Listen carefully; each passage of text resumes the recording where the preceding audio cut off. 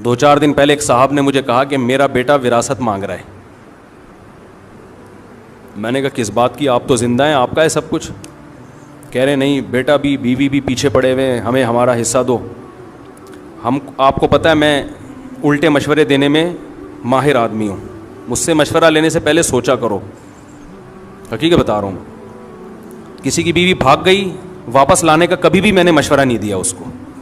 لوگ کہتے ہیں یوں کرو شاید واپس آ جائے, یوں کرو. میں کہتا ہوں اتنا ٹائم نہیں ہے, دنیا بہت تھوڑی ہے, اتنا ٹائم نہیں کہ اس کو منانے میں ٹائم ویسٹ کرو بھائی. ہاں آپ کی غلطی ہے پھر مناؤ, معذرت بھی کرو. آپ کی غلطی نہیں ہے, آپ پورے حقوق ادا کر رہے تھے, بھاگ گئی, مٹی پاؤ. اتنا ٹائم نہیں ہے منا کے, تھوڑی ہے یار, زندگی بہت تھوڑی ہے, تجربوں کی بھیٹ تھوڑی چڑھانا ہے اس کو. ایک صاحب کہنے لگے 3 بچے ہیں, بھاگ گئی, بچے بھی لے گئی. میں نے کہا 6 بچے اگلی سے پیدا کر لو, اس کے علاوہ آپ کے پاس کوئی آپشن نہیں ہے. کسی کا باپ بھی ان بچوں کو واپس نہیں لا سکتا, کوئی قانون ہے ہی نہیں ایسا.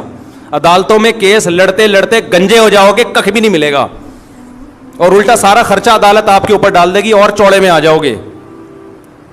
کہہ رہے بچوں کو کیسے بھولوں. میں نے کہا جو چیز اختیار میں نہیں ہے, دیکھو ابا مر جاتے ہیں کتنا روتا ہے, میں جب بھی والدین کا میرے تذکرہ آتا ہے مجھے رونا آتا ہے, لیکن کیا میں زندہ کر سکتا ہوں ان کو؟ بھائی ایک حقیقت ہے. اب کیا ہے, صبر کے علاوہ آپ کے پاس کوئی آپشن نہیں ہے.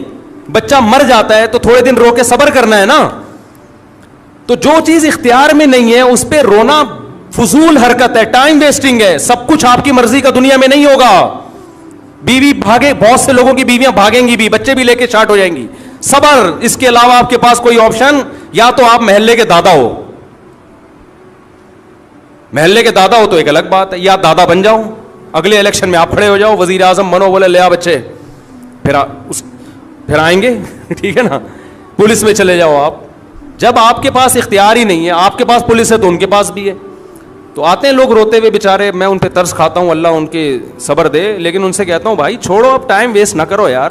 اور ویسے بھی جو, اور خاص طور پر جو غربت کی وجہ سے بھاگی ہے نا, وہ تو اس قابل نہیں ہے کہ اس کو لایا جائے. بیوی میں اور طوائف میں فرق یہ ہوتا ہے کہ طوائفہ پہ پیسے خرچ کرو تو خوش رہتی ہے, بیوی پیسے خرچ کرو تو بھی خوش, اور اگر آپ غریب ہو گئے تو بھی غم میں آپ کا ساتھ. اس کو شریک حیات اس لیے تو کہتے ہیں, زندگی کی ساتھی ہے, خوشی غم میں آپ کا ساتھ دے گی. یہ کیا بات ہے کہ جب پیسہ تھا تو تھی, اب پیسے ختم ہو گئے تو اب بھاگ گئی. جاؤ لعنت بھیجو یار ایسی بے وفا. اور مرد تو مرد ہے, مردانگی ہونی چاہیے اس میں. مرد کی کوالٹی یہ ہے کہ کوئی اس سے محبت کرے تو 10 گنا زیادہ محبت کرے, لیکن وہاں سے پہل ہونی چاہیے. پہل کہاں سے ہو, بولو نا, ادھر سے ہو. ادھر سے پہل نہیں ہے, جاؤ, ہم آدمی ہیں, ہم تمہارے محتاج تھوڑی ہیں. اللہ تعالیٰ کا جو اصول ہے نا, کہ اللہ کہتے ہیں پہلے تم محبت کرو پھر میں محبت کروں گا. تم ایک بالش آؤ گے تو میں چل کر آؤں گا, تم چل کر آؤ گے تو میں دوڑ کر آؤں گا. آنا پہل تم نے کرنی ہے, میں نہیں گھسیٹ کے لاؤں گا تمہیں, کیونکہ وہ غیرت والا ہے. کیا کہ تم میرے محتاج ہو, میں تھوڑی ہوں. تو ہم الٹے الٹے مشورے دینے میں ماہر ہیں. عورتوں کو بھی اسے ٹیڑے ویڑے مشورے دیتا ہوں. عورتیں کہتی ہیں شوہر نان نفقہ نہیں اٹھا رہا, ایک دھیلا نہیں دیتا, محبت کی باتیں بہت کرتا ہے. میں نے کہا لعنت بھیجو ایسی محبت پہ. بھائی کیا کرنا ہے ایسی محبت کا؟ ایک خاتون نے کہا میرا شوہر میرے ساتھ بہت سینسیئر ہے. میں نے کہا شاید روزانہ پیزے کھلاتا ہوگا, کہ نہیں خرچہ ایک پائی نہیں دیتا. وہ باتیں کر کر کے نا اس کو رام کیا ہوا تھا اس نے بیوقوف عورت تھی بیچاری. ہم سے رابطہ ہو گیا. میں نے کہا ایک نمبر کا بے شرم, یا تو ہو ہی نہیں, وسائل نہیں ہے, بے روزگار ہو گیا, جب پیسے ہیں کیوں نہیں دے رہا. خام ہمیں الٹی الٹی باتیں نہ اچھی لگتی ہیں, نہ سننے کا میٹر شارٹ ہوتا ہے پھر. تو وہ بیٹا باپ سے کیا مانگ رہا ہے؟ حصہ. اور بیگم بھی مانگ رہی ہے. بوڑھا ہو گیا نا, چھوڑ لیا اس کو, اب جاب لیس بھی ہو گیا. وہ جو عیاشیاں کرائیں تھی, گاڑیاں بھی, اتنا مالدار آدمی, سب کچھ دے دیا, اب دولت پہ نظر. میں نے کہا پہلی فرصت الٹے مشورے, پہلی فرصت میں اس گھر کو بیچو, ساری دولت لے کے اسلام آباد شفٹ ہو جاؤ. صحیح ہے نا, ساری دولت لے کے.